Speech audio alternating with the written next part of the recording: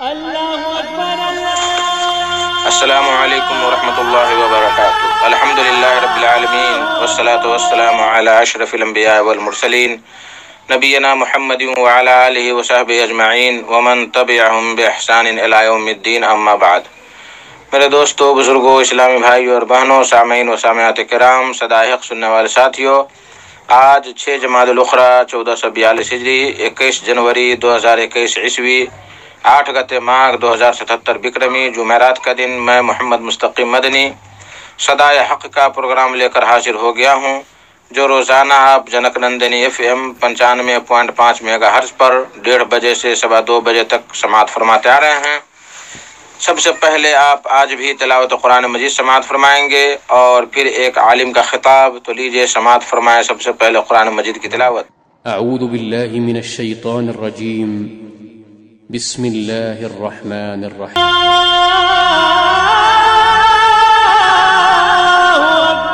میرے محترم ساتھیوں، بزرگوں، دوستو، آج آپ کی خدمت میں فضیلت الشیخ علامہ داؤد راز رحمہ اللہ کی ایک نایاب تقریر لے کر کے حاضر ہوا ہوں، جو ماضی قریب کے ایک بہت بڑے عالم گزرے ہیں اور متعدد کتابوں کے مؤلف، اور صحیح بخاری کی اردو میں بہترین شرح لکھے ہیں، جو شرح بخاری داؤد راز کی مشہور کتاب ہے، اور مولانا ثناء اللہ امرتسری رحمہ اللہ کے دست راست بھی تھے یہ شیخ۔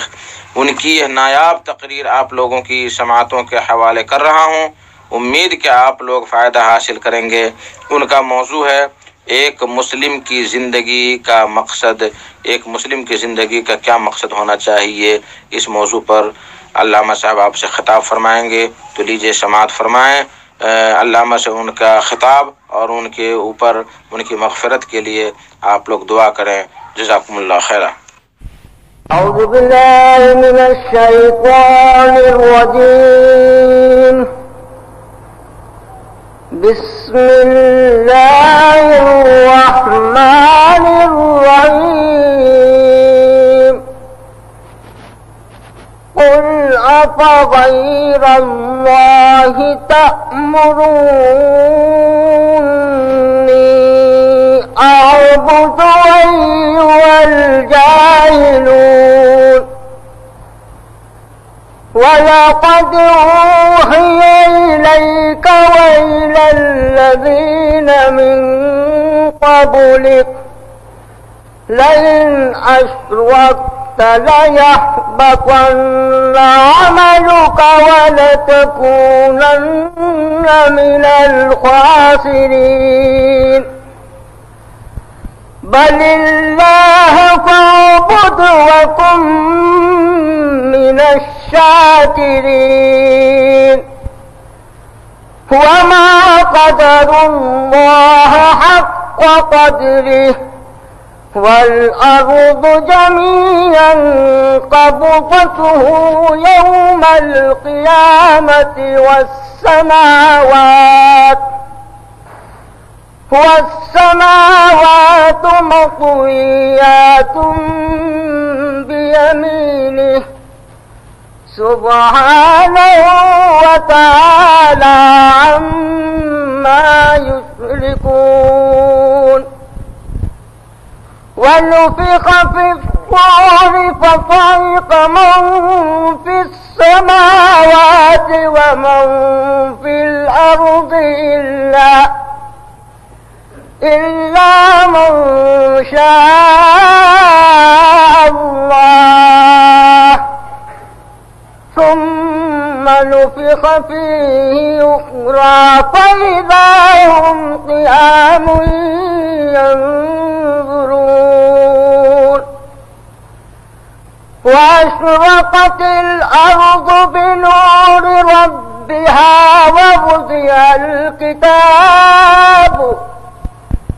ووضع الكتاب وجيء بالنبيين والشهداء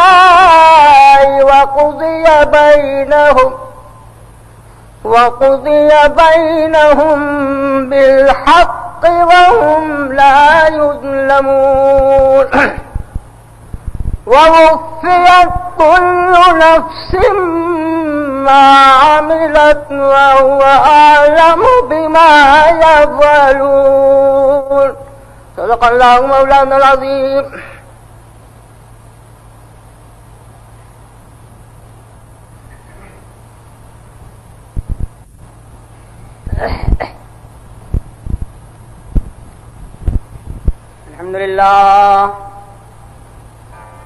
الحمد لله نحمده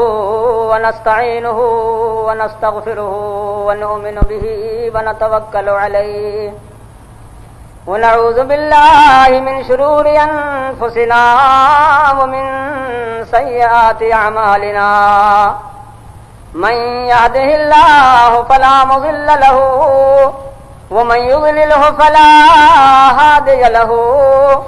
وأشهد أن لا إله إلا الله وحده لا شريك له وأشهد أن محمدا عبده ورسوله صلى الله عليه وسلم. أما بعد فإن خير الحديث كتاب الله وخير الهدي هدي محمد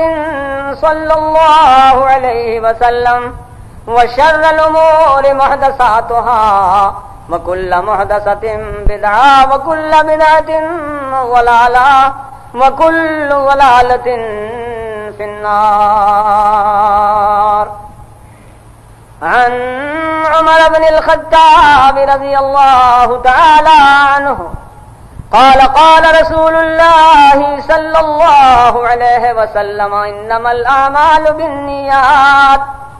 وإنما لكل امرئ ما نوى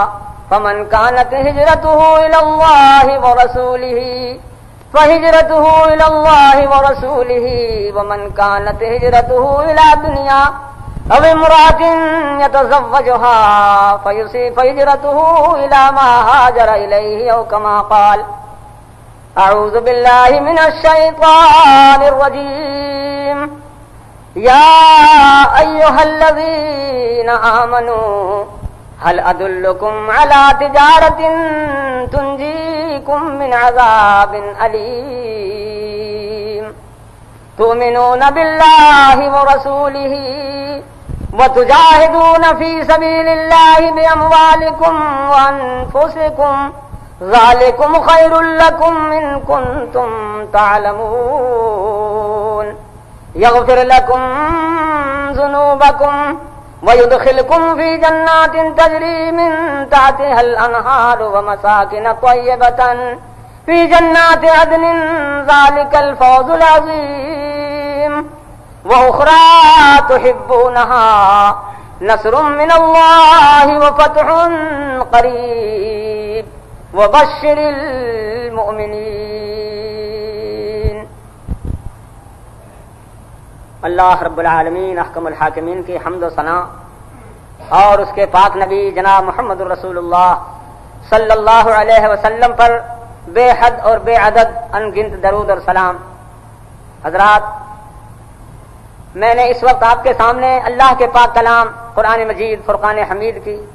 چند آیات آپ کے سامنے میں نے تلاوت کی ہیں. آپ میں سے بیشتر افراد یہاں ماشاءاللہ اہل علم ہیں، بہت قابل ہیں، میں جانتا ہوں، اس لیے زیادہ وضاحت کی، زیادہ تشریح کی ضرورت نہیں، عقل مند کو اشارہ ہی کافی ہوتا ہے. میں سمجھتا ہوں کہ ان آیات کی روشنی میں جو کچھ مجھے کہنا ہے، مجھے عرض کرنا ہے، وقت کا ایک بہت بڑا اہم ترین وہ تقاضا ہے، وقت کی ایک بڑی اہم ترین ضرورت ہے. یوں سمجھیے کہ اللہ تبارک و تعالیٰ نے مسلمانوں کو ایک انسانیت کی تعمیر کے لیے، ایک انسانیت کے ایک نئے معمار ہونے کی حیثیت سے رب العالمین احکم الحاکمین نے کچھ اصول مسلمانوں کے سامنے رکھے ہیں، کچھ قواعد سامنے رکھے ہیں، کچھ ضوابط ہمارے سامنے رکھے ہیں. سورہ صف کی یہ آیتیں ہیں. صف اللہ تعالیٰ نے اپنے پاک کلام میں اس سورہ صف کے اندر اللہ نے تعریف فرمائی ہے، ان اللہ یحب الذین یقاتلون فی سبیلہ صفا کأنہم بنیان مرصوص. اللہ تعالیٰ نے ان لوگوں کی محبت کا اعلان فرمایا ہے. اللہ ان لوگوں سے محبت کرتا ہے، محبوب ہے اللہ کے وہ لوگ جو اللہ کے راستے میں صف بنا کر، یعنی متحد ہو کر، مل کر، متفق ہو کر، ایک بہترین اتحاد کے ساتھ، ایک بہترین اتفاق کے ساتھ مل کر، جل کر، متفق ہو کر صف بنا کر یقاتلون فی سبیل اللہ صفا کأنہم بنیان مرصوص، ان کی صف بھی معمولی صف نہیں، بڑی اہم صف ہوتی ہے، بڑی مضبوط صف ان کی ہوتی ہے۔ میرے دوستوں، بزرگوں، حضرات علماء کرام، مجھے معاف کیجیے گا، اللہ تعالیٰ نے جو ارشاد فرمایا، جو اشارہ کیا ہمارے سامنے، کأنہم بنیان مرصوص، اس صف کو آج ہمیں تلاش کرنا ہے، اس صف کا ہمیں آج نمونہ دیکھنا ہے کہ ایسی صف آج کہاں ہے مسلمانوں کے اندر۔ وہ صف جس کی یہ تعریف ہے کأنہم بنیان مرصوص، وہ صف جس میں کوئی کسی قسم کا انتشار نہیں، کوئی خلل نہیں اس صف میں۔ مسلمان اس طرح سے صف بنا کر، اس طرح سے وہ متحد ہو کر، مل کر اللہ کے راستے میں وہ مجاہدہ کرتے ہیں، اللہ کے راستے میں وہ کوشش کرتے ہیں، اللہ کے دین کی اشاعت کے لیے وہ جد و جہد کرتے ہیں۔ دنیا میں ان کا ہر قدم اس مقصد کے تحت میں ہوتا ہے، کأنہم بنیان مرصوص، مل کر جل کر بڑے ہی ایک لوہے کی دیوار بن کر کے، ایک تانبے کی دیوار بن کر وہ اللہ کے راستے میں مجاہدہ کرتے ہیں، اللہ کے راستے میں کوشش کرتے ہیں۔ معلوم ہوا کہ قرآن مجید کی نگاہ میں، قرآن مجید کے نظریہ کے مطابق وہی قوم دنیا کے اندر، وہی صف دنیا کے اندر کامیاب ہو سکتی ہے جو اللہ کے راستے کے لیے، اللہ کے دین کے لیے وہ مجاہدہ کرتی ہو، اور اس صورت میں کرتی ہو کأنہم بنیان مرصوص، مل کر، متفق ہو کر۔ انفرادیت کا کوئی مقام نہیں، انفرادیت کی کوئی حیثیت نہیں، انفرادیت کوئی چیز نہیں اسلام کے نزدیک، قرآن کے نزدیک۔ اور پھر اس کے بعد اللہ رب العالمین احکم الحاکمین کا لطف اور کرم دیکھیے، اللہ کی مہربانی دیکھیے، جس طرح سے ایک قابل حکیم، ایک حاذق حکیم جس طرح سے ایک مریض کے سرانے کھڑے ہو کر اس کی نبض پر ہاتھ رکھتا ہے اور بڑی محبت سے، بڑے پیار سے مریض کو اپنانے کی کوشش کرتا ہے، بڑی محبت سے، بڑے پیار سے اپناتا ہے مریض کو حکیم حاذق، کہ جس سے مریض کے دل میں اس حکیم حاذق کی خود بخود محبت ہو جاتی ہے، اور نتیجہ یہ کہ اس کا علاج اس کے لیے کامیاب ہوتا ہے۔ اللہ تعالیٰ نے کتنی محبت سے، کتنی الفت سے اللہ نے ہم کو اور آپ کو خطاب کیا، یا ایھا الذین آمنوا۔ ذرا غور کیجئے، قرآن مجید میں اس قسم کے خطابات جتنے ملتے ہیں وہ سب کے سب اجتماعی شکل میں ہیں۔ وہ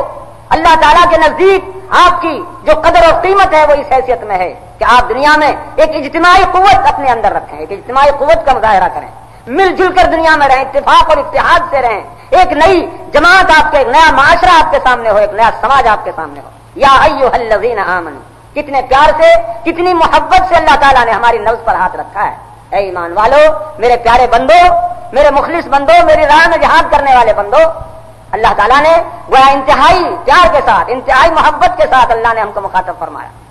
اور اس کے بعد رب العالمین احکم الحاکمین نے سورہ صف میں، آپ پیچھے سے اگر غور کریں گے تو آپ کو معلوم ہوگا کہ بڑے اہم مضامین بیان ہو رہے ہیں، بڑے اہم مضامین، اسلام کی بنیاد ہے جن پر، دین کی بنیاد ہے جن پر، ایمان کی بنیاد ہے جن پر، یا مسلمان قوم کی بنیاد ہے جن چیزوں کے اوپر، وہ چیزیں تمام بیان ہو رہی ہیں۔ ان اللہ یحب الذین یقاتلون فی سبیلہ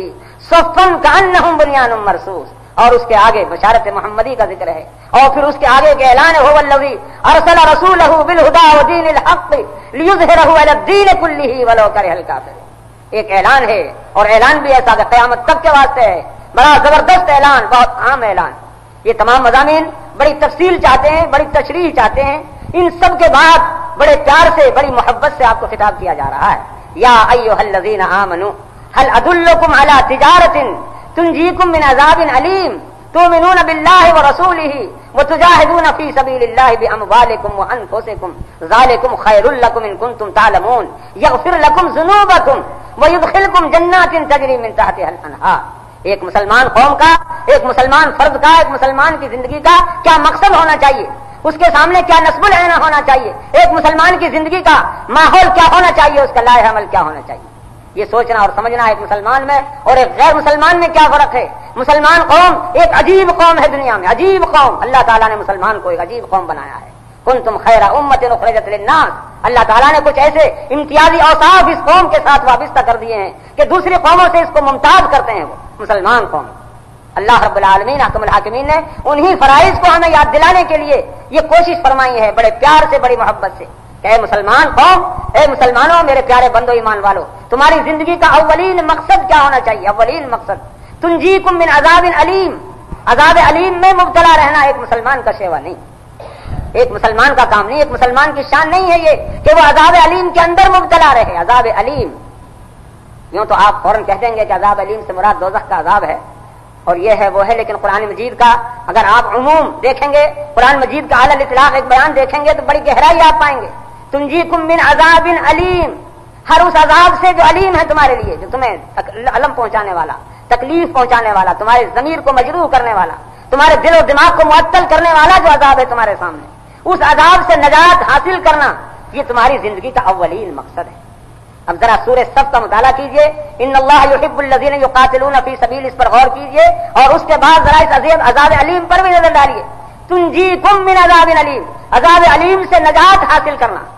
عذاب علیم سے نکلنا، عذاب علیم سے بچنا ایک مسلمان کی زندگی کا یہ اولین مقصد ہے۔ ایک مسلمان کی زندگی کا یہ پہلا کام ہے، یہ عذاب علیم سے اپنے آپ کو نکال کر ایک بہترین زندگی اپنے لیے پیدا کرنا، بہترین ماحول اپنے لیے پیدا کرنا، ایسے عذاب سے جس عذاب سے ہمارا ضمیر مجروح ہوتا ہو، جس عذاب سے ہمارا دل و دماغ مجروح ہوتا ہو، جس عذاب سے ہمارے دین اور ایمان پر ضرب پڑتی ہو، وہ عذاب علیم ہے ہمارے لیے، وہ دنیا میں دوزخ ہے ہمارے لیے، اس سب سے اور پھر اس کے بعد دوزخ سے، دونوں جہان میں، یہاں بھی عذاب علیم وہاں بھی عذاب علیم، ہر قسم کے عذاب علیم سے نجات حاصل کرنا، اس سے بچنے کی جدوجہد کرنا، کوشش کرنا، یہ مسلمان کی زندگی کا یہ پہلا مقصد ہے، مسلمان کی زندگی کا یہ پہلا نصب العین ہے۔ یہ میرے دوستو، آج سب سے بڑا ہمارے اندر جو مرض ہے، سب سے بڑی جو شکایت ہے، سب سے بڑی جو بیماری ہمارے اندر پیدا ہو گئی ہے، وہ یہی ہے خود فراموشی۔ مسلمان آج اپنے آپ کو خود بھول چکا ہے کہ میں کون ہوں، مسلمان خود بھول چکا ہے اپنے آپ کو کہ میں کون ہوں، میری کیا ہستی تھی، کس لیے میں دنیا میں آیا، یہ مسلمان قوم کا لقب مجھے کیوں ملا، مسلمان کیوں میرا نام رکھا گیا، کیوں میں اس قوم میں پیدا ہوا، مسلمان ہونے کی حیثیت سے مجھے کس طرح دنیا میں رہنا چاہیے تھا، کیا میرا فرض تھا، کیا مجھے کرنا تھا۔ یہ تمام اسباب اس قسم کے ہیں کہ آج مسلمان قوم تقریباً، اگر میں یہ کہوں کہ 100% تو غالباً مبالغہ نہ ہوگا، اس لیے کہ ماشاءاللہ میں دیکھتا ہوں آپ کے یہاں محلہ مومن پور مدن پورہ، ماشاءاللہ دیکھتا ہوں میں، جیسا بھی کچھ یہاں دین کا چرچا ہے، جیسا بھی علم کا چرچا ہے، جیسا بھی یہاں ماشاءاللہ میں دیکھتا ہوں، باوجود ہے کہ ہمارے یہاں اکابر حضرات ماشاءاللہ دین اور دنیا میں سب میں سبقت لیے ہوئے ہیں، لیکن 5 وقتہ مسجد بھر جاتی ہے، جہاں اذان ہوئی فوراً تمام اپنے دکانوں کو، اپنے کارخانوں کو، اپنی فرموں کو، سب کو چھوڑ کر مسجد کی طرف چلے آتے ہیں ماشاءاللہ۔ لیکن ایسی مثالیں آپ کو بہت کم ملیں گی، جہاں تک میرا تجربہ ہے میں دیکھتا ہوں، اور میں دوسروں کے لیے نہیں کہتا، میں خود اپنی جماعت کے اندر بھی اس قسم کی چیزیں دیکھتا ہوں، خود اب اس جماعت میں جس جماعت کا دعویٰ ہے، بہت اونچا دعویٰ، بہت بڑا دعویٰ، میں دیکھتا ہوں ان میں خود اس قسم کا تساہل ہے، اس قسم کی غفلت ہے ان میں کہ نہیں یہ دین کا چرچا نہیں، بالکل جماعت نماز تک کا چرچا نہیں، جماعت نماز یہ اس تک کا چرچا نہیں، میں یہ دیکھتا ہوں عام طور پر یہ حال ہے۔ تو میں یہ عرض کر رہا تھا کہ مسلمان قوم آج 100% اپنے نصب العین کو بھول چکی ہے، مسلمان کے دماغ سے یہ نکل چکا ہے کہ میں کون تھا اور کس لیے دنیا میں آیا، مسلمان ہونے کی حیثیت سے مجھ کو کیا کرنا تھا دنیا میں، کیا میرا فرض تھا دنیا کے اندر، مسلمان ہونے کی حیثیت سے مجھ کو کیا کرنا تھا، کیا میرا فرض تھا، اس کو 100% مسلمان بھول چکا ہے۔ بیشتر مسلمانوں کا حال جیسا کچھ ہے وہ کہنے کی ضرورت نہیں، اگر آپ تجزیہ کریں گے آج مسلم قوم کا تو عجیب و غریب کیفیت آپ کو نظر آئے گی، عجیب و غریب کیفیت نظر آئے گی مسلمان قوم کی۔ مسلمان قوموں میں اللہ اکبر وہ کون سی بیماری ہے جو آج مسلمانوں میں نہیں، کون سی عجیب و غریب بیماری ہے وہ۔ میں ایک عجیب واقعہ آپ کو سناؤں، جنوبی ہند کے سفر میں میں نے ایک جگہ دیکھا، ایک بہت بڑا عظیم ایک درخت دیکھا میں نے، ایک مدرسے کے سامنے، اسلامیہ مدرسہ، اور اس کے سامنے ایک بہت بڑا عظیم درخت، اور اس درخت کے نیچے ایک بہت بڑا چبوترا بنا ہوا، اور وہ درخت نیچے سے سبز رنگ سے رنگا ہوا، اور اس کے اوپر سبز جھنڈا بھی لگایا ہوا درخت کے اوپر۔ 3-4 روز ہمارا وہاں قیام رہا، میں سمجھتا رہا کہ جس طرح سے کہ پنڈتوں کا، ہندوؤں کا کوئی مندر ہوتا ہے، کوئی پوجنے پاٹنے کی چیز ہوتی ہے، وہ اسی قسم کی کوئی چیز یہ بھی ہے، اور میں دیکھتا تھا وہاں اسی قسم کا چڑھاوا، اسی قسم کی پوجا پاٹ، کہیں پھول لٹکائے جا رہے ہیں، کہیں کچھ ہو رہا ہے، کہیں کچھ ہو رہا ہے۔ آخر ایک دن حیرت سے میں نے پوچھا یہ کیا قصہ ہے، کیا ماجرا ہے، جب دیکھا کہ جمعرات کے دن بہت زیادہ پھولوں کی بارش ہو رہی ہے، بڑی کثرت ہو رہی ہے، تو اس وقت یہ عقدہ کھلا کہ حضرت آپ یہ غیر مسلمان سمجھتے ہیں ان لوگوں، یہ تو تمام مسلمانوں کا عمل ہے، مسلمان ہیں یہ سب، اور یہ درخت جو جھنڈا اور یہ تمام سبزی اور یہ سارا جو آپ یہ رنگ روپ دیکھ رہے ہیں، یہ تمام آپ کو معلوم ہے کیا خیال ہے ان کا، کیا نظریہ ہے ان کا، بھائی کیا نظریہ ہے، کیا خیال ہے؟ اجی یہ سبز رنگ جو ہے، یہ ہرا رنگ، یہ حضرت محبوب سبحانی، قطب ربانی، پیران پیر شیخ عبد القادر جیلانی رحمت اللہ علیہ کا رنگ ہے، وہ آئے تھے یہاں، اس درخت میں ان کی روح جو ہے آ گئی ہے۔ اب اس درخت کی پرستش کرنا، اس کی پوجا کرنا، اس درخت کو آ کر کے اس کو سلام کرنا، یہ ایسا ہے گویا بڑے پیر صاحب کو سلام کر لیا۔ اللہ، یہ اس قوم کا حال ہے جس قوم کا آپ عروج دیکھنا چاہتے ہیں، جس قوم کا آپ اقبال دیکھنا چاہتے ہیں، جس قوم کا آپ ترقی یافتہ دیکھنا چاہتے ہیں۔ اللہ، یہ اس قوم کا حال ہے، عجیب حیرت ہوئی۔ اور پھر ساتھ ہی اس کے یہ بھی ہے کہ اگر یہاں تک میں نے دیکھا، میرے سامنے بیان کیا میرے ایک دوست نے کہ حضرت آپ کو اسی پر تعجب ہو رہا ہے، میں ایک جگہ پہنچا، اتفاق کی بات ہے کہ میرے پیروں میں چپل تھے اور ان کا رنگ تھا سبز، تو تمام سب لوگ مجھے حیرت سے دیکھتے تھے کہ ارے یہ سبز رنگ کا چپل پہنا ہوا ہے، بڑا گستاخ ہے یہ کمبخت، کون آ گیا یہاں، اتنا گستاخ، اتنا وہابی، اتنا لامذہب، اتنا بے دین، سبز رنگ کا چپل پہنا ہوا ہے، یہ سبز رنگ میں تو حضرت پیران پیر رہتے ہیں، ان کی روح رہتی ہے، ان کی روح، یہ پیروں میں جوتیوں میں حضرت پیران پیر کی گستاخی کر رہا ہے۔ میں عرض یہ کر رہا ہوں کہ مسلمان قوم کا آج اس طرح سے دیوالا نکلا ہوا ہے، ان کے دل اور دماغ کا، ان کے ایمان کا، ان کے ضمیر کا، ان کے مذہب کا، کرے غیر گربت کی پوجا تو کافر، اور جھکے آگ پر بہرے سجدہ تو کافر، اور کواکب میں مانے کرشمہ تو کافر، جو ٹھہرا ہے بیٹا خدا کا تو کافر، مگر مومنوں پر کشادائیں راہیں، پرستش کریں شوق سے جس کی چاہیں۔ بھائی آج یہ حال ہے، اس لیے میں تو یہی عرض کیا کرتا ہوں کہ مسلمان قوم کا سب سے پہلا فرض یہ ہے کہ وہ یہ سمجھے کہ میں مسلمان ہوں، مسلمان ہوں، اپنے آپ کو سمجھنا اور یہ غور کرنا کہ میں کیوں مسلمان ہوں، مسلمان ہونے کی حیثیت سے کیا میرا فرض تھا، کیا مجھے کرنا تھا دنیا میں، کس لیے مسلمان دنیا میں آیا تھا۔ اگر مسلمان قوم کے آنے کا بھی یہی مقصد تھا دنیا میں، یہی قبروں کو پوجنا، جھنڈوں کو پوجنا، درختوں کو پوجنا، یہ کرنا وہ کرنا، تو آخر کون سا تیر مارا آپ نے دنیا میں آ کر کے، ایک نئی قومیت کی بنیاد رکھ کر کے، ایک نئے مذہب کا نام لے کر کون سا آپ نے کمال کر دیا، کون سا آپ نے تیر مارا؟ پہلے بھی ایسی بہت سی قومیں ہیں، ایسے مذاہب پہلے بھی بہت سے، ایسے ابھیان اس قسم کے پہلے بھی بہت سے موجود ہیں۔ میرے دوست اور بزرگوں، ان حالات میں کچھ ہماری اور آپ کی ذمہ داریاں اور زیادہ بڑھ جاتی ہیں، ان حالات میں ہماری اور آپ کی ذمہ داریاں، میں اس لحاظ سے کہہ رہا ہوں کہ ہماری اور آپ کی ذمہ داریاں کہ ہم اور آپ جو اپنے آپ کو مسلک اہل حدیث سے وابستہ سمجھتے ہیں، اپنے آپ کو اہل حدیث کہلاتے ہیں، اہل الحدیث ہم اہل النبی وَإِن لَّمْ يَصْحَبُوا نَفْسَهُ وَأَنفَاسَهُ صَاحِبُهُ، یہ دعویٰ کوئی معمولی دعویٰ نہیں، بہت بڑا دعویٰ ہے۔ اس دعوے کے ساتھ کچھ ہماری ذمہ داریاں زیادہ بڑھ جاتی ہیں، زیادہ ہمارے کچھ فرائض ہو جاتے ہیں، تمام امت کو سنبھالنا، ساری قوم کو سنبھالنا اور محبت سے سنبھالنا، پیار سے سنبھالنا، یہ بھی میرا تجربہ ہے، یہ ہندوستان بھر میں گھومنے پھرنے کے بعد جو مجھے حاصل ہوا ہے کہ اگر پیار سے، محبت سے، صحیح راستے سے اگر آپ کوئی بات کہیں تو ابھی اگر سننے والے 1000 ہیں تو ضرور ان میں 100 آدمی ایسے ملیں گے کہ جن کے دلوں میں آپ کی بات بیٹھے گی، جن کے دلوں میں آپ کا واز اترے گا، آپ کی نصیحت اترے گی، وہ سمجھیں گے کہ کچھ کہا جا رہا ہے، ان کو یقین ہوگا کہ جو کچھ کہا جا رہا ہے ٹھیک کہا جا رہا ہے، بشرطے کہ ہم یہ سمجھیں کہ ہمارا یہ فرض ہے ان سب کو اپنے کلیجے سے لگا کر، اپنے سینے سے لگا کر، پیار سے اور محبت سے صحیح راستہ ان کے سامنے رکھنا، صحیح راستہ دکھلانا ان کو کہ صحیح راستہ یہ ہے، تم لوگ غلط جا رہے ہو۔ میرے دوستو، اس لحاظ سے ہمارا اور آپ کا کچھ اور زیادہ ایک مقام بڑھ جاتا ہے، زیادہ ہماری ذمہ داریاں بڑھ جاتی ہیں، ہمارے فرائض کچھ زیادہ ہو جاتے ہیں۔ اللہ تعالیٰ نے ہمیں فرائض یاد دلائے ہیں۔ ایک مسلمان کا پہلا فرض یہ ہے کہ وہ دنیا میں عذاب علیم سے نجات حاصل کرنے کی کوشش کرے، اور دوسرا فرض یہ ہے یغفر لکم ذنوبکم، دنیا میں وہ یہ کوشش کرے اللہ کے سامنے اپنی غلطیوں کا اقرار کرنا، اعتراف کرنا اللہ کے سامنے، اور پھر اپنی کمزوریوں کا اعتراف کرتے ہوئے، اقرار کرتے ہوئے اللہ تعالیٰ سے بخشش کا، مغفرت کا سوال کرنا۔ بندہ بندہ ہے، مولا مولا ہے، آقا آقا ہے، غلام غلام ہے۔ ایک انسان وہ کسی بھی مقام کو پہنچ جائے، کتنا ہی اونچا اس کو درجہ حاصل ہو جائے، حتیٰ کہ وہ نبی اور رسول تک کیوں نہ ہو جائے، لیکن پھر بھی وہ بندہ ہے، پھر بھی وہ غلام ہے اللہ رب العالمین حاکم الحاکمین کے مقابلے پر۔ اللہ تعالیٰ وحدہ لا شریک آقا ہے، بندہ بندہ ہے، اشہد ان محمدً عبدہ ورسولہ، پہلے عبدیت کا اقرار کرایا گیا۔ حضرت محمد رسول اللہ صلی اللہ علیہ وسلم کے لیے باوجود ہے کہ آپ کا مقام جو کچھ ہے بہت اونچا ہے، بعد از خدا بزرگ تو یہ قصہ مختصر، لیکن باوجود اس کے سب سے پہلے آپ کی عبدیت کا اقرار، اشہد ان محمدً عبدہ ورسولہ۔ قرآن مجید میں آپ دیکھیں گے جہاں اہم مقامات آئے ہیں، اللہ تعالیٰ نے اپنے حبیب کو وہاں عبدیت کے ساتھ مخاطب کیا، اہم مقام جہاں ہیں، سبحان الذی اسریٰ بعبدہ لیلا من المسجد الحرام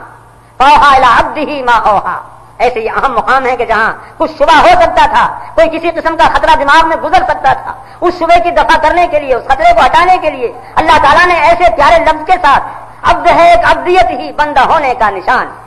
عبد ہے ایک عبدیت ہی بندہ ہونے کا نشان، اس سے جو بھاگا وہ باغی بے حیا ہو جائے گا۔ سب سے پیارا لقب اللہ کے نزدیک جو ہے وہ عبدیت کا لقب ہے، عبد کا لقب ہے، فاوحیٰ الی عبدہ ما اوحیٰ۔ تو ایک مسلمان، ایک نیک بندہ، ایک نمازی، ایک حاجی، ایک عالم، ایک حافظ، ایک قاری، ایک تہجد گزار، وہ کسی بھی مقام پر پہنچ جائے، لیکن اللہ کے سامنے اپنے گناہوں کا اقرار کرنا، اعتراف کرنا، اپنے آپ کو خطا کار سمجھنا، اپنے گناہوں کے لیے بخشش طلب کرنا اللہ سے، مغفرت طلب کرنا اللہ سے۔ میرے دوستو، اسی کا نام روحانیت ہے، اسی کا نام تصوف ہے، یہی خدا رسی کا بہت بڑا ایک ذریعہ ہے، بہت بڑا ایک وسیلہ ہے خدا رسی کا۔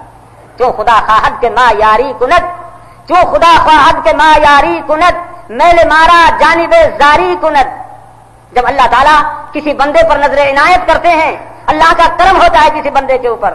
تو اس بندے کے دل میں اللہ کی خشیت پیدا ہوتی ہے، اللہ کی محبت پیدا ہوتی ہے۔ اللہ کی خشیت، اللہ کی محبت کے تحت وہ اللہ کے سامنے روتا ہے، اللہ کے سامنے گڑ گڑاتا ہے، اللہ کے سامنے اس کی آنکھوں سے آنسو جاری ہوتے ہیں، اپنے گناہوں کا اقرار کرتا ہے، اعتراف کرتا ہے۔ یہ اللہ تعالیٰ کے ہاں بندے کے مقبول ہونے کی نشانی ہے، اللہ کے ہاں مقبول پیارا بندہ ہونے کی نشانی۔ میرے دوستو، اکابر اہل حدیث کی تاریخ جب ہم پڑھتے ہیں، عجیب و غریب بزرگ ہم کو ملتے ہیں، ایسے ایسے عجیب اور غریب بزرگ کہ جن کی مثالیں آج نہیں مل سکتی، جن کے نمونے آج تلاش کرنے کے لیے ہماری آنکھیں ترستی ہیں۔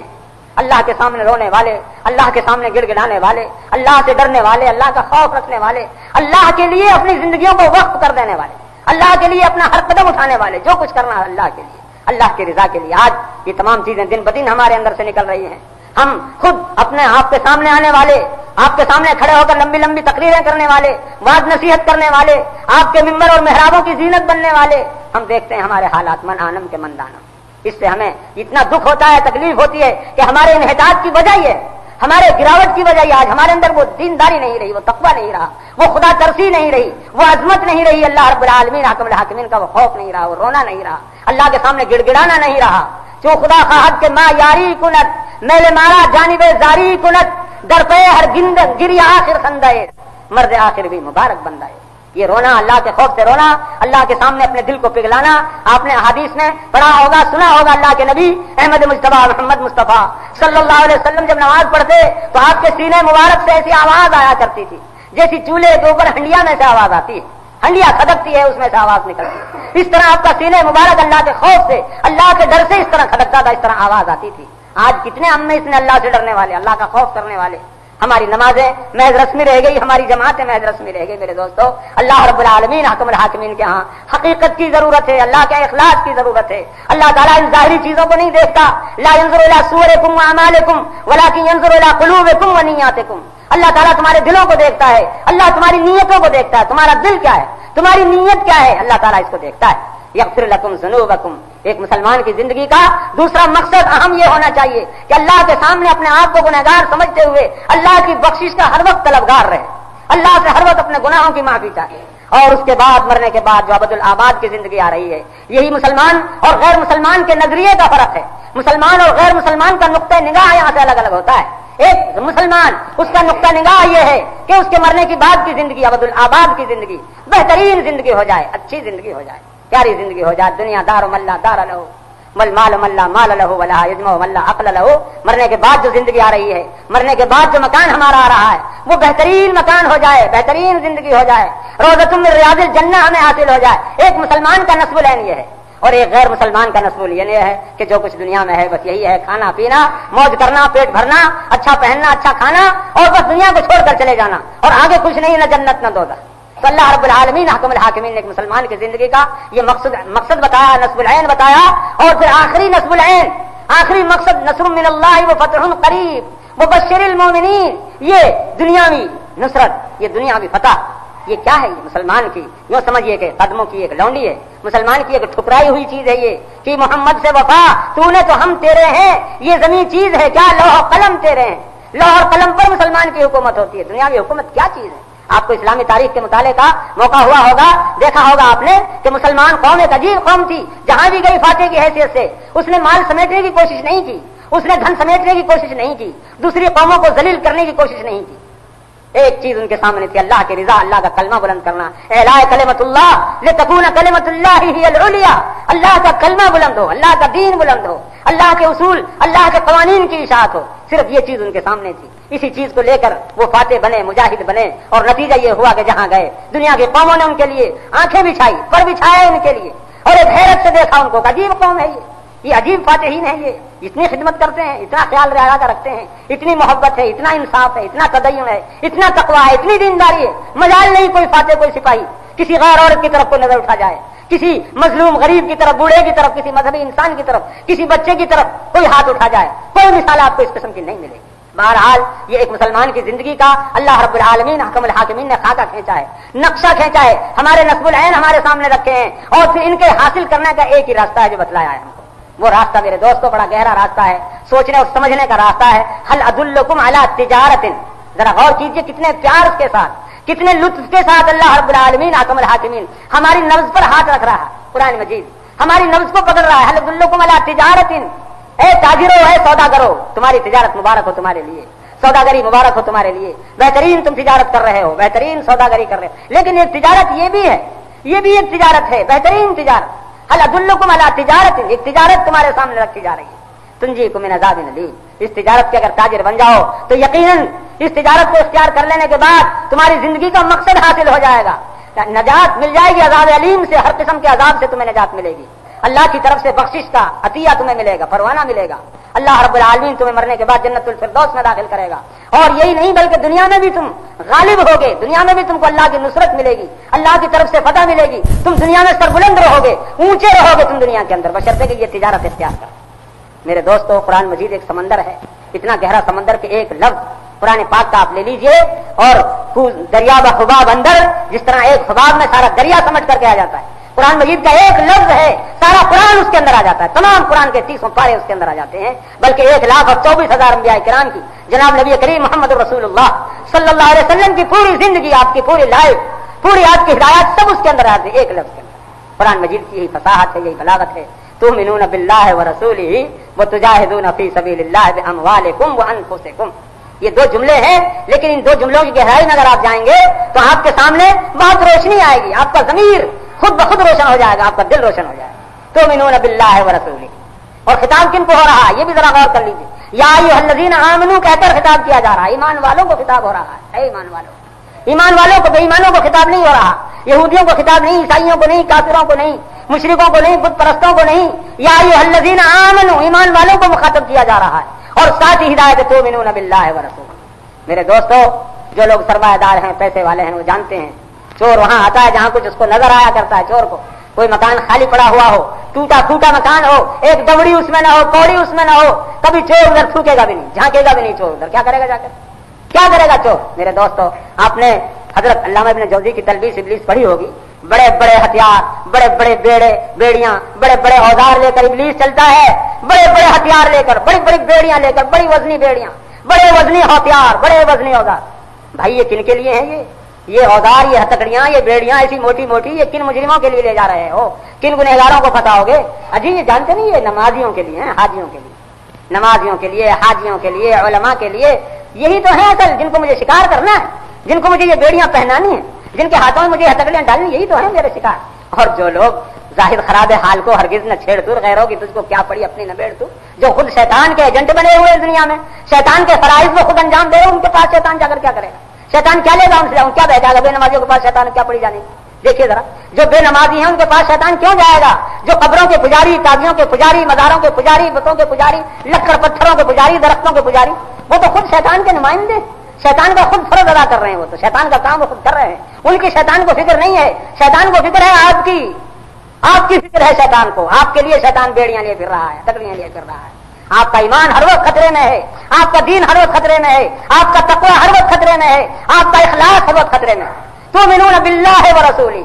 ایک مسلمان کی زندگی, ایک مومن کی زندگی کس طرح سے گزرنی چاہیے. آپ نے مولانا ابوالکلام آزاد رحمۃ اللہ علیہ کا نام نامی سنا ہے, لکھتے ہیں ترجمان القرآن میں, ایک مومن کی زندگی, ایک تقوی شعار کی زندگی اس طرح سے گزرتی ہے دنیا میں جس طرح سے ایک نابینا آدمی ہوتا ہے, آنکھیں نہیں ہیں اس کی, اندھا ہے بیچارہ, وہ ہاتھ میں لکڑی ہے اس کے,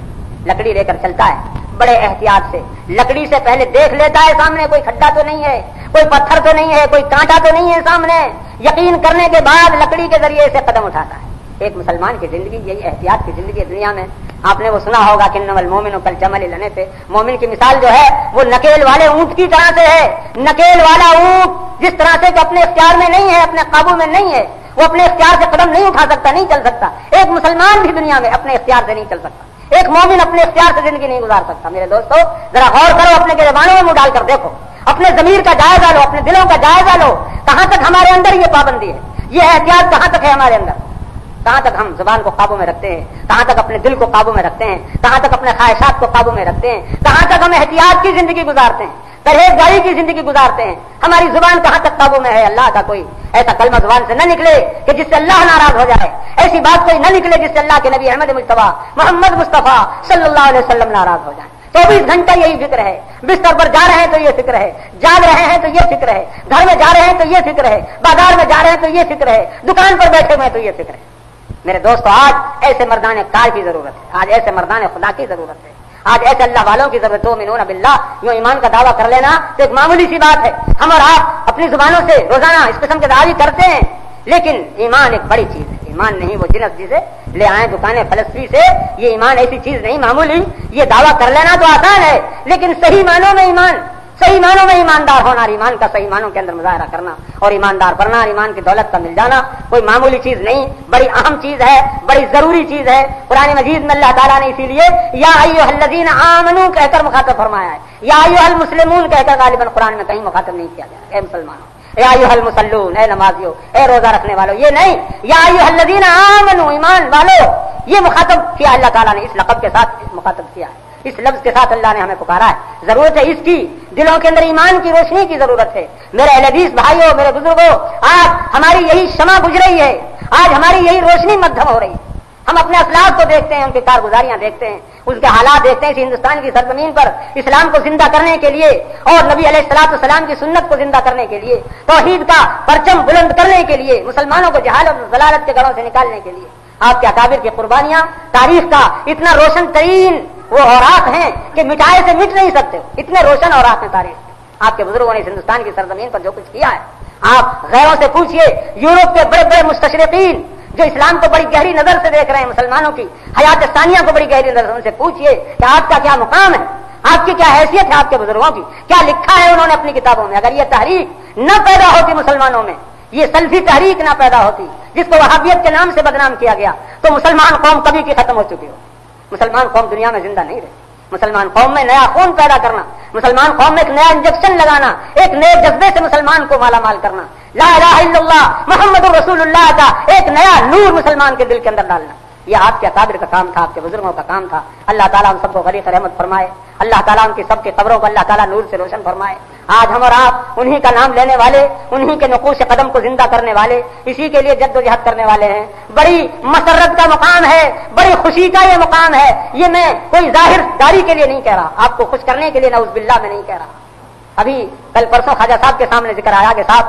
مدرسے کے لیے، مرکزی دارالعلوم کے لیے ہمیں بہت کچھ کرنا ہے اور ہمیں اخبار اپنا وقت کر دینا ہے، ہمیں یہ کرنا ہے، ہمیں وہ کرنا ہے۔ جب یہ اشتہار اس طرح چھپا اخبار کی پشت پر، تو ہمارے خواجہ صاحب کی زبان سے ایک لفظ نکل گیا کہ بھائی یہ اشتہار تو آپ نے ایسا نمایاں چھاپا ہے کہ بنارس کے بھائی ہمارے مولوی عبدالوحید اور دوسرے حضرات دیکھ کر خوش ہو جائیں گے۔ میں نے خواجہ سے کہا کہ خواجہ صاحب اس لفظ کو واپس لو، تم یہ لفظ غلط ہے تمہارا، ہمیں مولوی عبدالوحید کو خوش کرنا نہیں ہے، ہمیں وہاں کے بڑے بزرگوں کو، بوڑھوں کو، جوانوں کو خوش کرنا نہیں ہے۔ اس مقصد کے لیے ہم یہ کام نہیں کر رہے کہ ہم سے وہ خوش ہو جائیں، ہم کو وہ نعوذ باللہ من ذالک، ہمارا فرض ہے، یہ ہمارا کام ہے، یہ ہمیں کرنا ہے، یہ ہمارا کام ہے، جیسا ان کا کام ان سے زیادہ ہمارا کام ہے۔ ہم جو کچھ کریں گے اللہ کی رضا کے لیے، اللہ کو خوش کرنے کے لیے، نعوذ باللہ اس لیے نہیں کہ ہم سے مولوی عبدالوحید صاحب خوش ہو جائیں، ہم سے مولانا حریری صاحب خوش ہو جائیں، مولانا عبدالمتین صاحب خوش ہو جائیں۔ تو میرے دوستو یہ ایک بڑا اہم ترین، یوں سمجھیے کہ ایک نئی روح پیدا کرنے کے لیے، ایک نیا خون ڈالنے کے لیے، ایک مردہ جسم کے اندر نیا خون پیدا کرنے کے لیے آپ نے قدم اٹھایا ہے۔ یہ کوئی معمولی قدم نہیں ہے۔ لَدُلُّكُمْ عَلَىٰ تِجَارَةٍ تُنْجِيكُم مِّنْ عَذَابٍ أَلِيمٍ تُؤْمِنُونَ بِاللَّهِ وَرَسُولِهِ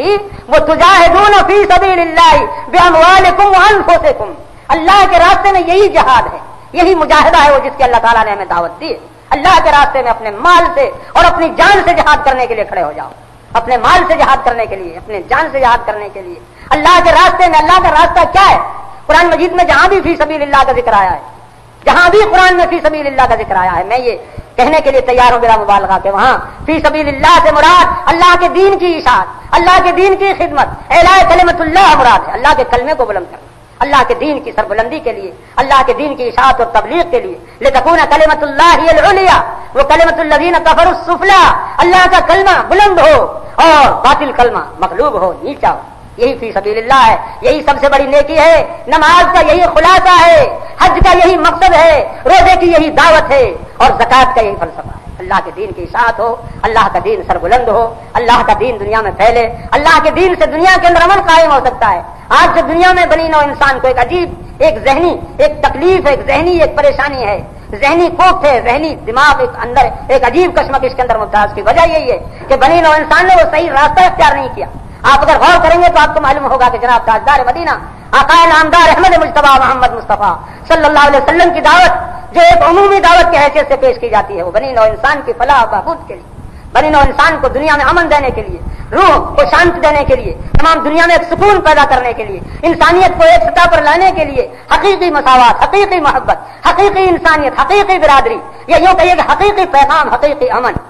اگر مل سکتا ہے تو جناب تاجدار مدینہ حضرت محمد رسول اللہ صلی اللہ علیہ وسلم کے جھنڈے کے نیچے مل سکتا ہے۔ اور یہ ایسی حقیقت ہے یہ کہ زمانہ اس کو دیکھ چکا ہے تجربہ کر کے، ایک ایسی حقیقت ہے کہ زمانے کی تاریخ نے روشن حرفوں میں لکھا ہوا رہے گا ہمیشہ کہ اسلام نے ایسا کر کے دکھا دیا، ایک گھاٹ پر شیر اور بکری کو پانی پلا کر دکھا دیا۔ بڑے بڑے واقعات موجود ہیں اسلام کی تاریخ میں، صحابہ کرام، انصار اور مہاجرین کی قوت، اور خود حضور کا زمانہ، اور پھر آپ کے بعد خلفاء راشدین کا زمانہ، بڑے مبارک ترین زمانے، لیکن ان کے بعد کے زمانوں میں بھی وہ شاہان اسلام کہ جن میں ہم کو ہزاروں نقص نظر آتے ہیں، ہزاروں کمزوریاں جن میں ہم کو نظر آتی ہیں، اگر دیکھیں گے آپ تو ان میں بھی آپ کو وہ جھلک نظر آئے گی، وہ نور نظر آئے گا، وہ روشنی نظر آئے گی ان میں بھی آپ کو کہ جن سے آج دنیا ایک سبق لے سکتی ہے، دنیا ایک صحیح راستہ لے سکتی ہے، ایک صحیح نور حاصل کر سکتی ہے۔ میرے دوستو، تجاہدون فی سبیل اللہ باموالکم وانفسکم، ایک مسلمان انتہائی دنیا کمانے کی کوشش کرتا ہے، انتہائی کوشش، حد سے زیادہ کوشش۔ آپ نے سنا ہے حالی مرحوم کا پیغام، سدا ان کو مرغوب سیر و سفر تھا، سدا ان کو مرغوب سیر و سفر تھا، ہر ایک بر اعظم میں ان کا گزر تھا، جو لنکا میں ڈیرا تو بربر میں گھر تھا۔ مسلمان قوم کبھی دنیا کمانے میں، تجارت سکھانے والا کون ہے دنیا کو؟ دنیا کو تجارت سکھانے والا کون ہے؟ دنیا کو سیاست سکھانے والا کون ہے؟ دنیا کو اقتصاد سکھانے والا کون ہے؟ معاشرت کا صحیح راستہ بتلانے والا کون ہے؟ یہ مسلمان ہے۔ مسلمان نے سکھلایا کہ اس طرح تجارت کی جاتی ہے، اس طرح سیاست کی جاتی ہے، اس طرح حکومت کی جاتی ہے۔ انتہائی مسلمان دنیا دار، آپ نے سنا ہوگا، آپ نے اپنے علماء کی زبان سے کہ ایک مسلمان جب کھیت میں کام کرتا ہوا نظر آتا تھا تو دیکھنے والے یہ اندازہ لگاتے تھے کہ اس سے بڑھ کر اس زراعت کے فن کا دنیا میں کوئی ماہر نہیں ہے، اور اس سے بڑھ کر زراعت میں کوئی منہمک نہیں ہے۔ اگر وہ بازار میں دکان پر نظر آتا تجارت کرتا ہوا تو دیکھنے والا اندازہ لگاتا کہ اس سے بڑھ کر کوئی تاجر نہیں ہے، بہت بڑا تاجر، بہت بڑا پیسہ اور تجارت کرنے والا، بہت بڑا بزنس مین، بہت بڑا۔ لیکن وہی تجارت کرنے والا، وہی کھیتی کرنے والا، وہی میدان جہاد میں وہ تیر اور تفنگ سے کام لینے والا، وہ رات کو جب مسلح پر نظر آتا، اللہ کے سامنے روتا ہوا، گڑ گڑاتا ہوا، سجدے میں پڑا ہوا، تو دیکھنے والا دیکھتا اور اس کو یقین ہوتا کہ اس سے بڑھ کر دنیا میں کوئی درویش نہیں ہے، اس سے بڑھ کر کوئی صوفی نہیں ہے، اس سے بڑھ کر کوئی خدا پرست نہیں۔ ربنا آتنا فی الدنیا حسنۃ وفی الآخرۃ حسنۃ وقنا عذاب النار۔ مسلمان بہت بڑا تاجر ہوتا ہے، انتہائی دنیا کمانے والا، لیکن ایک اس کا مقصد ہے، مسلمان کا ایک مقصد، اس کی زندگی کا ایک خلاصہ، ایک نصب العین، جو کچھ کرتا ہے، ان صلاتی و نسکی و محیایا و مماتی للہ رب العالمین، اس کا زندہ رہنا اللہ کے لیے، اس کی تجارت اللہ کے لیے، اس کی دولت اللہ کے لیے، اس کی حکومت اللہ کے لیے، اس کا جینا اللہ کے لیے، اس کا مرنا اللہ کے لیے، پوری زندگی اللہ کے لیے۔ آپ نے وہ حدیث سنی ہوگی، مشہور حدیث ہے کہ ایک لقمہ جو تمہاری بیوی اپنے منہ میں ڈالتی ہے، تمہاری حلال کمائی سے تمہاری بیوی کے پیٹ میں جو لقمہ جا رہا ہے، وہ لقمہ بھی تمہاری نیکیوں میں لکھا جا رہا ہے، تمہارے حسنات میں لکھا جا رہا ہے۔ مسلمان کا نصب العین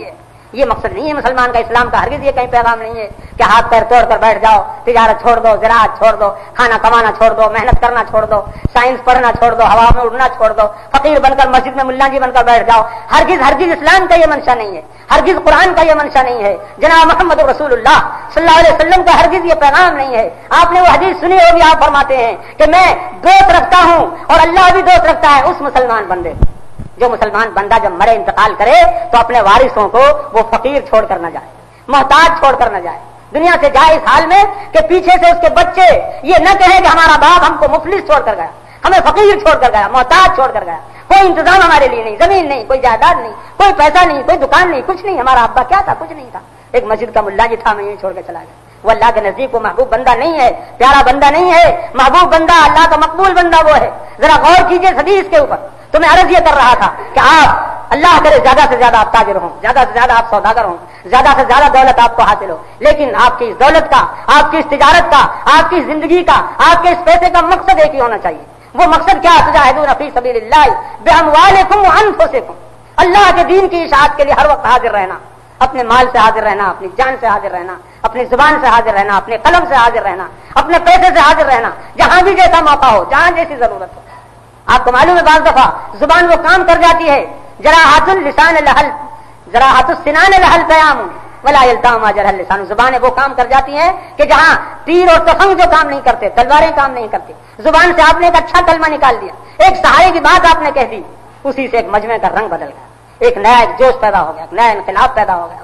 ایک نئی لگن پیدا ہو گئی۔ میرے دوستو، آج وہ وقت آپ کے سامنے آ گیا ہے، ایک بڑا مبارک ترین اللہ تعالیٰ نے آپ کو موقع عطا فرمایا ہے۔ میں سمجھتا ہوں کہ ہندوستان بھر کی تمام جماعت اہل حدیث، جہاں تک میرا اندازہ ہے، اور میں آپ کی ایک خدمت انجام دے رہا ہوں دہلی میں بیٹھ کر، جہاں تک ڈاک کار، اخبار کار، جماعتی معلومات کا تقاضا ہے، تعلق ہے، بہرحال کوئی دیہات میں رہتا ہو یا گاؤں میں رہتا ہو یا شہر میں رہتا ہو، کوئی مشرق میں ہو، مغرب میں ہو، شمال میں ہو، جنوب میں ہو، جس کے بھی کان میں یہ آواز پہنچتی ہے کہ جماعت اہل حدیث بنارس और रोसाए मदनपुरा ने एक बहुत बड़ा प्लान बनाया है। एक बड़े अजीम दरसगाह की बुनियाद उन्होंने रखी है। बड़ा बेहतरीन एक दरसगाह, बड़ा बेहतरीन मदरसा होगा जहां काल अल्लाह और काल रसूल, काल अल्लाह और काल रसूल का जहां डंका बुलंद होगा, जहां कुरान शरीफ और हदीस सही तरीके पर जहां पहला पढ़ाए जाएंगे, सल्फी तरज पर, अच्छे रास्ते से, मुहद्दिसीन के तरीके पर। तो मैं समझता हूं कि जितने भी आपके भाई हैं, कितने भी गुनहगार हों, सबकी रूह खुश हो जाती है, सब में एक वजद अंगेज एक जज्बा पैदा हो जाता है। सब में जहां तक मेरा अंदाजा है सब खुश हैं आपके इस काम से। बहरहाल एक काम आपने उठाया है और उस काम को अल्लाह ताला ने आपको उस काम के लिए एक मुक्तदा बनाया है, एक पेशवा बनाया है, या यूं कहिए कि अमानत अल्लाह ने आपके सुपुर्द की है, अमानत अल्लाह ने आपके सुपुर्द की है। ये हमारा क्या है, यहाँ चले गए 2 बातें कहकर, और भी आएंगे और आपकी कुछ ना कुछ इआनत करके चले जाएंगे। बहरहाल इसी सरजमीन पर आपको सब कुछ करना है और अपने बुजुर्गों की एक यादगार बाक़ियातुस सालिहात के तौर पर करना है। आप हरगिज़ ये न समझिए कि ये दूसरों को करना है, हम सिर्फ यहाँ मकामी तौर पर सिर्फ निगरान है या मुंतजिम है, नहीं, इतना ही नहीं है, बल्कि सब कुछ आप ही को करना है, आप ही का काम है। ये दूसरे तमाम मुआविनीन है आपके साथ हर मुमकिन खिदमत के लिए, हर मुमकिन इआनत के लिए, हर तरह से जहां तक भी हो सकता है। मैंने अंदाजा लगाया, अभी मैंने ख्वाजा साहब से कहा कि आप मुझे भेज तो रहे हो, लेकिन मेरा अंदाजा यह है अगर वक्त ने पहले दिल्ली ही को तजवीज कर लिया तो क्या मुंह दिखलाओगे, बोलो क्या कहोगे? अगर वक्त ने ये कहा कि भाई हम तो वक्त लेकर पहले दिल्ली ही चलते हैं, वहीं से बिस्मिल्लाह पढ़ेंगे, तो ख्वाजा साहब के मुंह से बर्जस्ता ये निकला, अल्लाह खुश रखे बेचारों को, कि साहब बेफिक्र होकर आप वक्त लेकर आ जाइए दिल्ली में, हम लोग जानतोड़ कोशिश करेंगे, उनके साथ हम दुकान छोड़कर खड़े हो जाएंगे, अपना कारखाना छोड़कर खड़े हो जाएंगे, सारे कारोबार अपने त्याग देंगे, घर घर फिरेंगे झोली लेकर के, मांगेंगे उनके साथ, हमें कोई हिजाब नहीं होगा, हमें कोई पर्दा नहीं होगा, कोई शर्म नहीं होगी। तो मैं समझता हूं कि ये सिर्फ एक शख्स के अल्फाज नहीं बल्कि पूरी जमात इसी किस्म के अल्फाज अपनी जुबान से निकाल रही है। अल्लाह ताला आपकी मदद फरमाए, अल्लाह ताला आपके खुलूस में अल्लाह ताला बरकत अता फरमाए। मैंने जो हदीस शुरू में पढ़ी थी वो इसी मकसद के तहत में कि इन्नमल अमाल बिन्नियात, अमलों का एतबार नीयत पर है। आप अपनी नीयतों के अंदर खुलूस पैदा कीजिए, जहां तक हो नीयत का आप जायजा लीजिए, अपनी नीयत का, आपकी नीयत में खुलूस हो, महज अल्लाह की रिजा के लिए, महज दीन इलाही की इशाअत के लिए, कोई कंपटीशन नहीं, कोई मुकाबला नहीं, कोई नामवरी नहीं, किसी दरसगाह कोई सामने हमारे किसी का गिराना नहीं, किसी का मुकाबला नहीं, कोई हमारे सामने चीज नहीं, सिर्फ हमारे सामने एक चीज है, काल अल्लाह और काल रसूल, सही मानों में कुरान और हदीस की इशाअत करना। मेरे दोस्तों, एक जमाना था कि इसी हिंदुस्तान में इस्लामी मदारिस थे, बहुत से मदारिस थे, दारुल उलूम थे, बहुत बड़े बड़े दारुल उलूम, लेकिन उन दारुल उलूमों का नक्शा देखेंगे, 200 साल की तारीख देखिए हिंदुस्तान की, 200 साल पहले के आप दारुल उलूम देखिए, आपको बुखारी नजर नहीं आएगी, आपको मुस्लिम नजर नहीं आएगी, सिर्फ वही सदा अहले तहकीक से दिल में बल है, हदीसों पे चलने में दी का खलल है, फताओं पे बिल्कुल मदारे अमल है, हर एक राह कुरान का अमल बदल है। बुखारी शरीफ के हाथ लगाना जुर्म, मुस्लिम शरीफ के हाथ लगाना जुर्म, गुनाह, खबरदार, ये पढ़ने के लिए नहीं है, बुखारी मुस्लिम पढ़ने के लिए नहीं है, कुरान शरीफ का तर्जुमा समझने की चीज नहीं। कुरान एक मुकद्दस किताब, एक मुतबर्रक किताब, सर पर रखो उठा करके, रेशम के गिलाब में इसको बांधो, अगर गिर पड़े तो इसके बराबर गल्ला तोलो, सोना चांदी खैरात करो और इसको उठाकर ताप पर रख दो। बुखारी शरीफ ये क्या है? बलाओं के टालने की किताब है ये, मुस्लिम शरीफ बलाओं के टालने की किताब। बाकी इनका पढ़ना, इन पर गौर करना, इनका समझना, ये आज के उलमा का काम नहीं है। बस आज के उलमा के लिए इतना ही काफी है, वो हिदाया पढ़े, शरह विकाया पढ़े, गंज पढ़े, खुदूरी पढ़े, ये पढ़े वो पढ़े, बस इन्हीं के मुताबिक वो फतवा दें। तू मर्द मुकल्लिदी तुराब हदीस चेकार कौले अबू हनीफा गया, ये तुम्हारा काम नहीं हदीस पढ़ना, कुरान का तर्जुमा। ये थी आम जहनियत मुसलमानों की, मैं आम नक्शा बयान कर रहा हूँ। ये था इस्लाम, ये थे यहाँ के दारुल उलूम, ये थे यहाँ के इस्लामी मदारिस मकातिब। आज आप देखेंगे कि बगैर हदीस की गाड़ी चलती है। हाँ, बुखारी शरीफ का दरस हो रहा है, आज हदीस का दौरा हो रहा है, चाहे वो दौरा 6 किताबें हदीस की, बड़े बड़े दफातर, आपके यहाँ बुखारी शरीफ पढ़ी जाए 2 साल में, 4 साल में, वहाँ 6 महीने में तमाम सियासत खत्म है सारा। बुखारी शरीफ का दौरा हो रहा है, बुखारी शरीफ पढ़ाई जा रही। मेरे दोस्तों, मैं तो ये कहा करता हूँ कि आज तहरीक अहले हदीस या हमारे अहले हदीस भाई कितने भी तनज़्ज़ुल में चले गए हों, कितनी भी गए, लेकिन उनकी कामयाब है उनकी तहरीक, 100% उनका मिशन कामयाब है। जिस मकसद को लेकर वो खड़े हुए थे वो मकसद हल हो चुका। जिस तरह एक सिपाही का मकसद हल हो जाता है और वो आराम करने के लिए किसी दरख्त के नीचे लेट जाता है, सो जाता है, वही हाल आ जाता है। आपका मकसद था हदीस की इशाअत करना, हदीस से आशना करना, वो मकसद आपका हासिल हो गया। आज बगैर हदीस पढ़े हुए, बगैर हदीस का दौरा किए हुए, बुखारी शरीफ इनका नाम लिए बगैर आज गाड़ी नहीं चलती, आज काम नहीं चलता। मेरे मोहतरम उस्ताद ने एक अजीब बात कल मेरे सामने फरमाई कि अब तक तो हजरत इमाम आजम अबू हनीफा रहमतुल्लाह अलैह को बहुत बड़ा फकीहुल फुक़हा, और खुदा करे वो सब कुछ हूँ, हमारे आंखों के सरताज, हमारे बहुत बड़े बुजुर्ग, अल्लाह ताला उनकी कब्र को नूर से भरे, ये साबित करने की कोशिश की जाती थी। लेकिन जब देखा जब हमारी कोशिश कामयाब नहीं, तो अब उनको शेखुल मुहद्दिसीन साबित करने की कोशिश की जाती है। वो मुहद्दिसीन के शेख थे, इमाम बुखारी तक के भी शेख थे। कौन? हजरत इमाम अबू हनीफा रहमतुल्लाह अलैह। अल्लाह ताला बेशुमार उनको जज़ाएं अता फरमाए, अपनी जिम्मेदारियां खत्म कर गए। उतरुकू कौली बखबरी रसूल, उतरुको कौली व खबरी सहाबा, क़यामत के दिन कोई जिम्मेदारी नहीं होगी, कोई सवाल नहीं होगा, कोई गिरफ्त उनसे नहीं होगी जब उनका ये कौल सामने आएगा, उतरुको कौली व खबरी रसूल, उतरुको कौली व खबरी रसूल। ये चीज आने के बाद उनका मामला बिल्कुल साफ हो गया। लेकिन मैं अर्ज ये कर रहा हूं कि आपकी कोशिश 100% कामयाब है। आज बगैर बुखारी शरीफ का नाम लिए हुए, मुस्लिम शरीफ का नाम लिए हुए, हदीस का दौरा किए बगैर आज काम नहीं चलता। और फिर इसके अलावा आज हम देखते हैं अजीब रंग है, मुसन्नफात जो आज नई नई किताबें निकल रही हैं, अजीब रंग है इन किताबों का। कुरान की आयत दलील में है, हदीस दलील में है, अल्लाह रसूल का फरमान काल अल्लाह काल रसूल। मेरे दोस्तों, और आप क्या चाहते हो? यही तो आपका मंशा था कि मुसलमान अल्लाह और उसके रसूल से आशना हो जाएं, कुरान और हदीस से आशना हो जाएं। अल्हम्दुलिल्लाह आपका मिशन 100% कामयाब है। अब इस मिशन को नए सिरे से जिंदा करना, इस मिशन के लिए एक नया मरकज कायम करना, असल में मशीयत ने था इसको तक, बिला मुबालगा मैं कह सकता हूं, ये मेरे दिल की आवाज है और मैं यकीन के साथ कहता हूं ये कि असल में मशीयत ने था इसको ताका कि इस घर से उबलेगा चश्मा खुदा का। अल्लाह ताला ने अज़ल में इस मशीयत में अल्लाह ने फैसला कर लिया था कि आपके हाथ ये शहादत आएगी ऐसे वक्त में कि जब ये तमाम चिराग बुझ रहे होंगे, जमात में एक अजीब अफरा तफरी होगी, इंतशार होगा, उस वक्त ये चीज आपके हाथ में आएगी। अल्लाह ताला ये शहादत आपको देगा, ये शहादत बज़ोरे बाजू लेस ताना बख्शत खुदा बख्शिंदा। बहरहाल मैं समझता हूं और यकीनन ये चीज है, मन कान लिल्लाह कान अल्लाह लहू, अल्लाह के लिए खुलूस नियत के साथ जब कोई कदम उठाया जाए तो अल्लाह ताला जरूर उसकी मदद करता है। अल्लाह जरूर उसके लिए गैब से असबाब पैदा कर देता है, गैब से सामान पैदा कर देता है। इस किस्म की खुद मेरी मुख्तसर सी जिंदगी में अजीब अजीब मिसालें मेरे सामने मौजूद हैं। बिल्कुल बेदस्तपा हूं, कोई चीज मेरे सामने नहीं है, बिल्कुल मजबूर हूं, कोई साथी नहीं, कोई हमायती नहीं, कोई हवारी नहीं, लेकिन एक इरादा, एक दिल में जज्बा है। अल्लाह ताला ने गैब से सामान कर दिया। फतावा सनाई जैसी चीज, सनाई कुरान मजीद तर्जमे वाला, ये ऐसी चीजें इनके लिए एक जमात बैठती, एक बहुत बड़ी सोसाइटी होती, एक अंजुमन होती, तब भी शायद कामयाबी ना हो सकती थी। लेकिन मैं समझता हूं कि अल्लाह ताला का जब किसी काम के लिए इरादा हो जाता है तो अल्लाह ताला उसके लिए गैब से सामान पैदा कर देते हैं और भी जरूर कामयाबी उसके अंदर हो जाती है। बजाय आज एक बड़ा मुश्किल पहाड़ हमें नजर आ रहा है, इतना रुपया जमा होना, इतनी बड़ी इमारत का तकमील पजीर होना, इतने बड़े मदरसे का चलाना, लेकिन मैं समझता हूं कि इन्नल्लाह अला कुल्li शैइन कदीर, अल्लाह हर चीज पर कादिर है। वो अल्लाह जिसने अपने महबूब पैगंबर हज़रत मोहम्मद रसूलुल्लाह सल्लल्लाहु अलैहि वसल्लम की एक मकड़ी के जाले के जरिए से हिफाजत करा दी। अल्लाह, अगर आपको याद होगा तमाम कुफ्फार मुशरिकीन तलाश करते फिर रहे हैं, हुजूर गार में मौजूद हैं और आपके रफीक, आपके जानिसार अबू बकर सिद्दीक रज़ी अल्लाह अन्हु मौजूद हैं। और अबू बकर सिद्दीक अर्ज कर रहे हैं, हुजूर जरा भी अगर झांका, ये लोग जरा भी झांके अगर इधर को तो खैर नहीं हमारी, फौरन हम मारे जाएंगे। आप क्या फरमाते हैं? ला तहज़न इन्नल्लाह माअना,